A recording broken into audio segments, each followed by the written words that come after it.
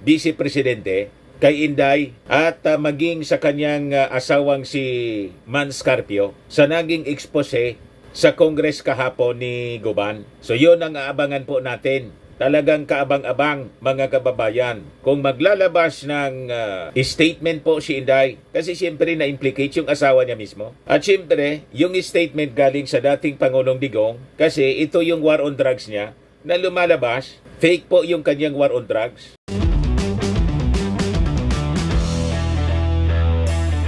Ito naman po yung bago naming product na binibenta online. iGlow Serum Whitening po siya. Tingnan ninyo yung epekto sa aking anak na architect before and now. Yung mga inquiries po ninyo, dumiretso na lang kayo sa kanyang Facebook account, Riz Maravillas. Si Atty. Mans Carpio, mga kababayan, yung asawa po ni Vice President Inday Sara, pinaimbita na po sa Kongreso matapos madawit, mga kababayan, sa smuggling ng droga noong 2018, panahon ni dating Pangulong Digong. So kung paniniwalaan natin yung kwento, yung pinasabog na bombshell sa Congress ng witness, mga kababayan, na si dating Customs Officer Jimmy Guban, lumalabas na yung pamilya Duterte mismo, si Pulong, yung asawa ni Inday, tapos si Michael Yang, sila yung mga smugglers ng droga dito po sa ating bansa. So, kahindik-hindik, mga kababayan, na pagbubunyag yung ginawa po sa Congress ni Jimmy Guban. Yan po. Ex-Customs Intelligence Agent implicates Paulo Duterte, Mans Carpio, Michael Yang on Shabu controversy. So lumalabas, mga kababayan, yung war on drugs ni Digong, fake po. Cover lang, mga kababayan, yon. Diba? Naalala ninyo, mga kababayan, yung mga revelasyon ni Trillanes? Sabi ni Trillanes, yung war on drugs po ni Digong, ang objective daw po, para masolo nila yung negosyo. So talagang nakakapanindig, balahibo, mga kababayan, yung naging kwento kahapon sa Quad Committee hearing sa Kongreso. So ito ngayon yung mga development, sabi rito sa balita ng Politico News. Sara Duterte's husband invited to house drug smuggling probe. Yan po siya. So ibig sabihin, kung paniniwalaan natin po, si Guban, ito yung negosyo ng mga Duterte. Sabi po ni Guban sa pagtatanong ni Congressman Benny Abante, ano ang negosyo nila? Ni Pulong, ni Mans Carpio, ni Michael Yang. Sabi po ni Guban, they're engaged in importation. Tapos yung mga container vans, mga kababayan, na may laman na mga imported products, imported goods, may nakapalaman na mga droga. Yun ang sinasabi po ni Yun ang sinabi po ni Guban. At ang may-ari mismo, sina Pulong, Mans Carpio, yung asawa ni Inday, saka po si Michael Yang. Yan po sabi dito. A former Customs Intelligence Officer. Balita ito galing sa Manila Times, mga kababayan. On Friday, linked the son and son-in-law of former President Rodrigo Duterte and his former economic advisor to the case involving the smuggling of an estimated 11 billion worth, matindi po, of shabu into the country in 2018. Testifying at the House hearing held at Villa Di Bacolor Convention Center, Jimmy Guban named Duterte's eldest son, si Pulong po, Davao City Congressman Paulo Duterte, Manasseh Carpio or Mans Carpio, na asawa ni Vice President Sara Duterte, and Michael Yang as the owner of the container with magnetic lifters where part of the shipment was found. Ayan po ang magnetic lifter kung saan nakuha yung mga shabu. Yan po, mga kababayan. So ito po si Mans Carpio, Atty. Mans Carpio, Meneses Carpio, na siyang asawa po ni Inday Sara. Nasabi, isa siya sa may-ari nung container with magnetic lifters na may laman ng shabu. Yan po. Davao City Representative Paulo Duterte, Manasseh Carpio, the husband of Vice President Sara Duterte and Michael Yang as the owners of the container with magnetic lifters where part of the shipment was found. Shipment po ng 11 billion worth ng shabu sa bansa noong 2018. So kaya siya pinapaimbita ng Congress para magpaliwanag. Wala pang reaksyon galing sa ating Vice Presidente kay Inday at maging sa kanyang asawang si Mans Carpio sa naging expose sa Congress kahapon ni Guban. So yun ang aabangan po natin. Talagang kaabang-abang mga kababayan kung maglalabas ng statement po si Inday kasi siyempre na-implicate yung asawa niya mismo. At siyempre, yung statement galing sa dating Pangulong Digong kasi ito yung war on drugs niya na lumalabas, fake po yung kanyang war on drugs. So sabi rito, aside from Carpio, Davao City Paulo Duterte, brother of Vice President, was also invited along with former Environment and Natural Resources Undersecretary Benny Antiporda and Presidential Task Force on Media Security Executive Director Paul Gutierrez. Si Pulong at saka po si Paul Gutierrez na appointee pa pala ng ating Pangulong Bongbong Marcos. Nag-react na po. Ito yung naging reaksyon mga kababayan ni Pulong. Hindi daw niya kilala si Jimmy Guban at sigurado daw siya na hindi rin siya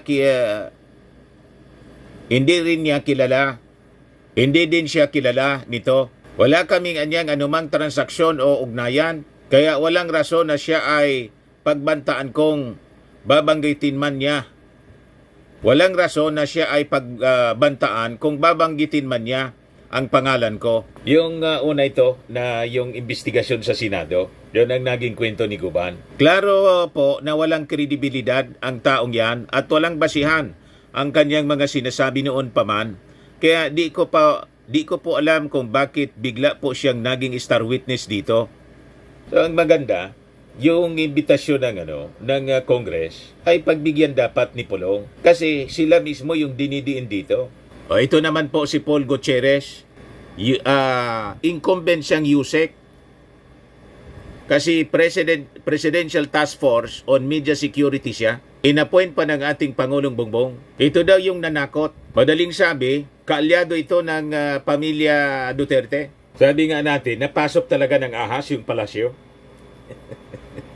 Malamang ito yung source ng mga masasamang balita laban sa ating Pangulo at nagtitimbre kay Marlica. Member po ng media, official ng National Press Club. Yan po, na-appoint pa siya ng ating Pangulong Bongbong. Bongbong Marcos names journalist Paul Gutierrez as new Chief of Media Security Task Force. Tapos, pagkatapos involved dito po sa controversy ng shabu shipment. Lumalabas kasabwat ng Duterte siblings. So, pag tiningnan mo, pag pinaniwalaan natin yung mga expose ni Jimmy Guban, pati yung mainstream media po, napasok na ng sindikato. Matindi po at umabot pati sa administrasyon ng ating Pangulo na infiltrate, na-appoint pa ng ating Pangulo. So I think after thorough investigation po, kung mapatunayan, kailangang sibakin ito ng ating Pangulo. Baka ito yung yung puting ahas. Inaahas yung first couple. Ito ang source ng mga masasamang balita na umaabot sa Amerika, na laging pinagpipistahan ng vlogger na nakabase doon sa Amerika. Di ba? Baka siya yung mole, mga kababayan. So sabi rito, during Friday's hearing, Manila Congressman Bienvenido Abante moved to invite those who were mentioned by former Bureau of Customs Intelligence Officer Jimmy Guban in his testimony. Guban claimed that in 2017, a businessman introduced him to Davao City Councilor Nilo Ismol Abiliera Jr. Abiliera allegedly claimed that he is the business partner and trusted man of Duterte. Mans Carpio, the husband of Vice President Sara Duterte, and Michael Yang, the former advisor of former President Rodrigo Duterte. During the investigation of the Senate Blue Ribbon Committee, Guban claimed that Gutierrez visited him in the detention center and was told not to drag the names of Congressman Pulong, Carpio, and Yang in the probe about the seized magnetic lifter containing hundreds of kilos of shabu. Pag sinabit mo niya yan, tudas ang buong pamilya mo. Yun daw yung sinabi ni Paul Gutierrez. Ayan po yung porsyon ng testimony. Intelligence officer ng Bureau of Customs before. Then I was also designated as the chief OIC of the CIIS Port of Manila. Ako ngayon ay si PDL Jimmy Guban with prison number 8223 P5046. Masama po pala manghuli ng illegal na droga sa loob ng Bureau of Customs. Sumunod lang po ako sa utos ng pamunuan. Dahil noon po ay katatapos lang natanggalin ang pinuno ng Bureau of Customs. Pinalitan na galing sa PDEA na ang pangalan ay si Commissioner Isidro Lapiña. During that time, Your Honor, operatiba na po ako. Organic pa akong operatiba ng Customs Intelligence and Investigation Service. That is 17 years. Marami pong inuutos sa akin, marami pong reports na nare-receive namin. That is still, nandoon ang mga tao ng First Family at pati sila ay nag-i-impluensya. First family, ang During ibig the first sabihin niya. few months, Your Honor, marami na pong nawawalang containers. First family, referring to President Digong, yung pamilya niya. Kaya first family po. Siya mismo daw, yung first family, yun mismo nag-impluensya. Yung asawa ni Inday, na si Atty. Mans Carpio, tapos yung anak, si Pulong. Kasi sila yung may-ari ng shabu shipment mismo. Yun ang mabigat po na pasabog ni Guban. Sa Port of Manila, sa Taguluan, MICP, missing.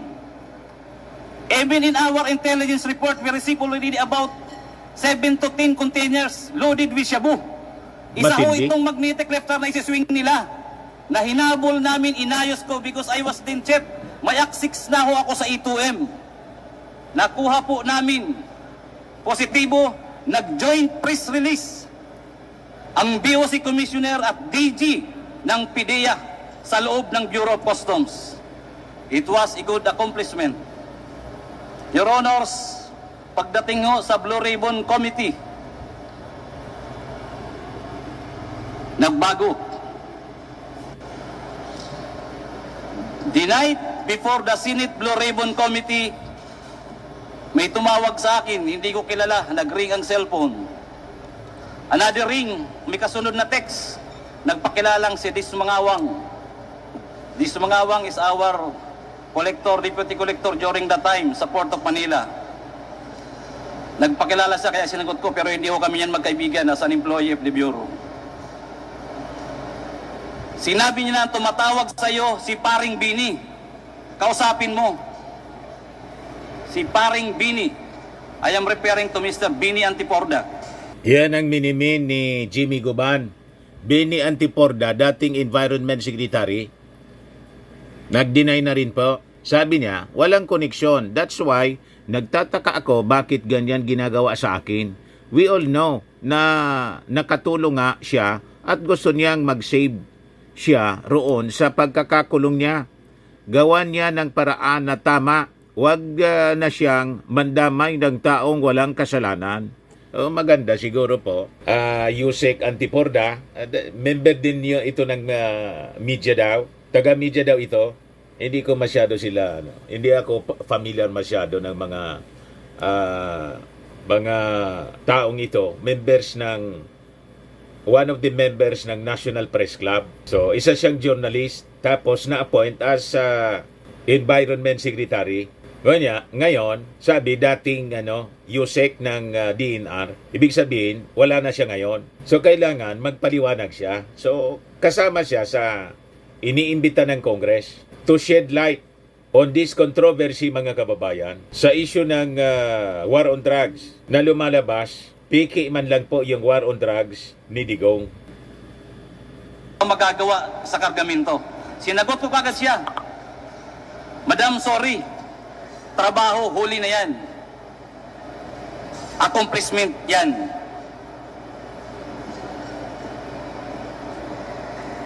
So, anong tingin ninyo mga kababayan? Tuloy natin yung testimony. May sumunod po sa akin na kumatok. Sabi ko, siguro ko may tutulong sa akin. Nagpakilalang, taga Blue Ribbon to. Buksan mo pinto, babae. Sana po makuha natin ang CCTV. Nakita ko po, staff ng Blue Ribbon. May sumunod po sa kanyang pumasok, diretso sa kwarto ko. Tuloy-tuloy po akong dinudoro. Jimmy, pag binanggit mo ang pangalan na to, pag binanggit mo to, mamamatay ka. Lalo na kung makarating ka sa Pasay City Jail. Di tatagal ang buhay mo. The worst, Your Honor, sinabay niya pa pati anak ko. Alam namin kung nasaan yung anak mo sa Makati. Madali kidnapin yan. Your Honors, alam niyo po ba kung sino yung mga tao na ayaw niyang ipabanggit? Na halos doon pa lang gusto na ako sipain, bugbugin. Si Pulong, si Mans, si Michael Yang, at ang sabi niya pa, mga kaibigan niya ni Benny, Antiporda, magkakasama yan, hindi mo ba iisang pamilya yan? Palagi yan sa Malacanang. Official pa yan ng National Press Club. Si Michael Yang, doon ko lang din nga po nalaman.